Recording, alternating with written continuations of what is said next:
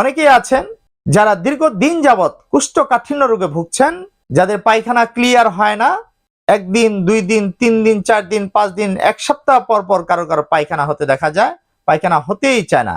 অনেকেই নানা রকম কুষ্ঠ পরিষ্কারক ঔষধ সেবন করে মলত্যাগ করতে হয়।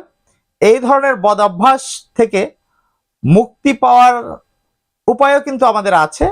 যাদেরই অর্শ বা পাইলস রোগ হয়েছে, যাদেরই মলদ্বারে ব্যথা বেদনা হয়, মলদ্বার দিয়ে চুলকানি হয়, মলদ্বার দিয়ে রক্ত পড়ে, এই ধরনের সমস্যা যাদের রয়েছে তাদের কিন্তু প্রচুর পরিমাণ ফাইবারযুক্ত খাবার খেতে হবে। অর্থাৎ উদ্ভিদ বা প্লান্ট থেকে যে খাবারগুলো আমরা পেয়ে থাকি সেই খাবারগুলো বেশি বেশি আমাদেরকে গ্রহণ করতে হবে।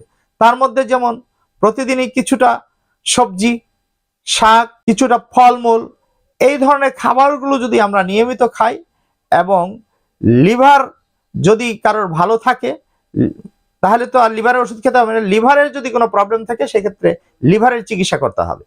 তাহলেই কিন্তু এই মলদ্বারের রোগ নিয়ে আপনাদের তেমন কোনো সমস্যা হবে না।